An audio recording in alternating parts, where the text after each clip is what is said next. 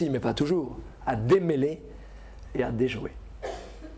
Celui qui ourdit une machination agit donc dans le réseau des relations humaines comme un ingénieur recourant à des techniques pour une fin qui est de causer le mal d'une personne ou d'un groupe.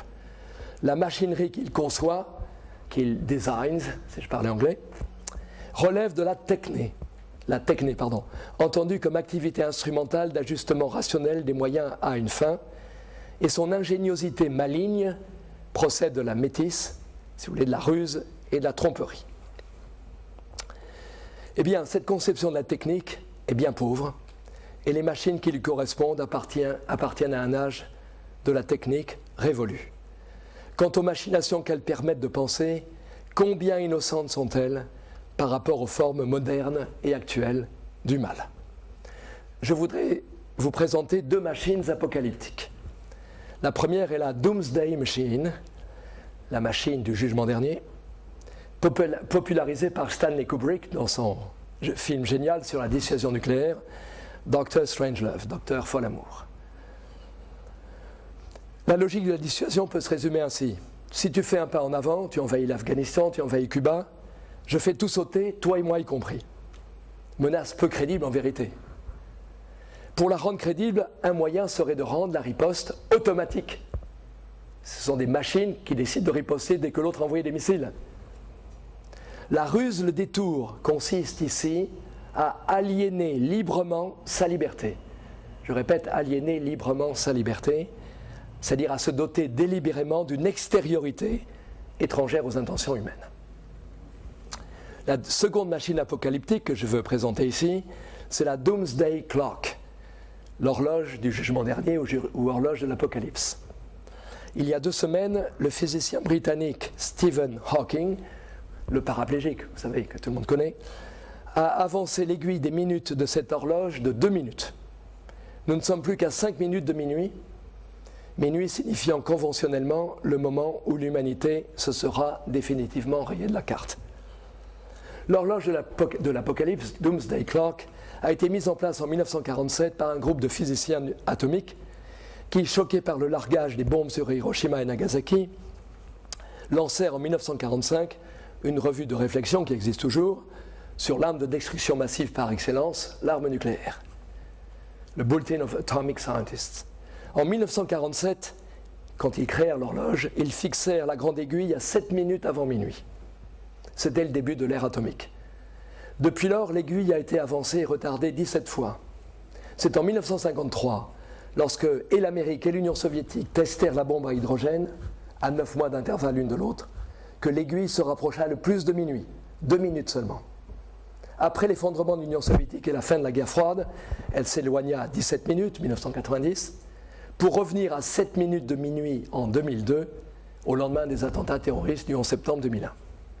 Nous sommes donc aujourd'hui à 5 minutes de minuit, plus près donc qu'en 1947. Les arguments avancés par les physiciens méritent réflexion. Il y a d'abord que nous sommes entrés dans un deuxième âge nucléaire marqué par la prolifération et le terrorisme. Le tabou sur l'usage de la bombe qui s'établit après Hiroshima et Nagasaki est en train de perdre de sa force, le temps et l'oubli faisant leur œuvre. Mais, pour la première fois dans l'histoire de l'horloge de l'Apocalypse, un argument qui n'a rien à voir avec le nucléaire est mis en avant. Les risques liés au changement climatique. Les scientifiques reconnaissent donc que l'humanité peut recourir à 2 types de méthodes pour s'éliminer elle-même, la violence intestine, la guerre, ou bien la destruction du milieu nécessaire à sa survie. Les physiciens nucléaires mentionnent même une menace supplémentaire, j'en ai parlé tout à l'heure, la course incontrôlée et déchaînée aux technologies avancées et à leur convergence, en particulier la convergence entre les nanos et les biotechnologies. Quand on y réfléchit bien, ces 2 machines de l'apocalypse ont une structure commune. Dans les 2 cas, les hommes fabriquent un mécanisme qui se présente en extériorité par rapport à eux. Ça vient d'eux et pourtant c'est extérieur.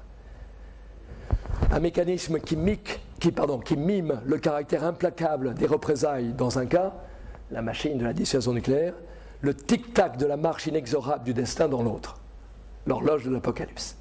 Cet extérieur qui vient de l'intérieur a un effet en retour, un feedback, dirait un cybernéticien, sur le monde des hommes. Plutôt que de parler d'aliénation, comme j'ai fait tout à l'heure, il vaudrait sans doute mieux parler d'un mécanisme d'auto-extériorisation. Bon, pour ceux d'entre vous qui sont philosophes, je fais référence à ces deux termes de la dialectique hegelienne, aliénation, Entfremdung, auto-extériorisation, Entäußerung. Le système constitué par le monde humain et l'extériorité qu'il a projetée hors de lui-même, la machine apocalyptique ou l'horloge, eh bien, ça nous donne un premier exemple de ce qu'on appelle des machines auto-organisées, ou tout simplement, mais au sens fort, des automates. Voici la nouvelle machine. Dans l'univers scientifique et technologique d'aujourd'hui, j'en ai parlé longuement tout à l'heure, la machine qui vraiment fascine les ingénieurs est une machine qu'ils auront conçue, certes, designed, mais qui serait si complexe qu'elle échapperait à leur maîtrise. La machine dotée d'autonomie. Et comme je le disais tout à l'heure, l'ingénieur de demain ne sera pas apprenti sorcier par erreur ou par terreur, mais bien par dessein, design.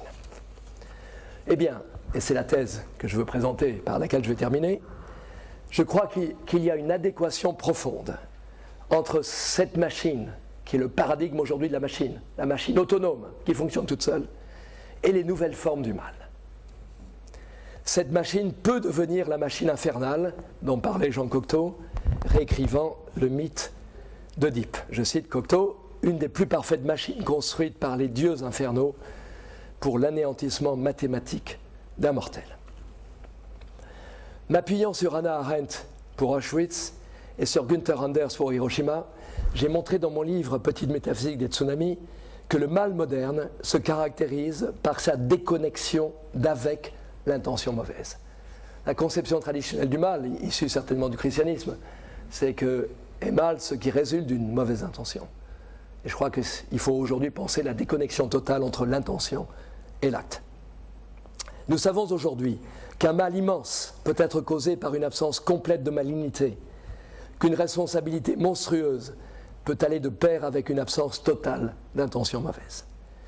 Les catastrophes majeures qui barrent notre horizon seront moins le résultat de la méchanceté des hommes ou de leur bêtise que de leur courte vue. Le mot qu'utilisait Arendt quand elle écrivait en anglais est celui de thoughtlessness, qui signifie en anglais ne pas voir plus loin que le bout de son nez.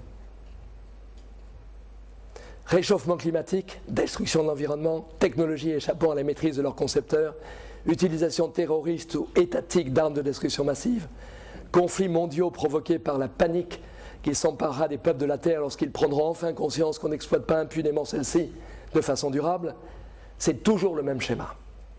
Si ces catastrophes se présentent comme quelque chose qui nous dépasse et que nous refusons de voir, ce n'est pas qu'elles sont une fatalité, c'est qu'une multitude de décisions de tous ordres, caractérisées davantage par la myopie, thoughtlessness, que par la malice ou l'égoïsme, se composent en un tout qui les surplombe selon un mécanisme d'auto-extériorisation. C'est l'Entäußerung hegelienne. Je dois à Ivan Illich d'avoir compris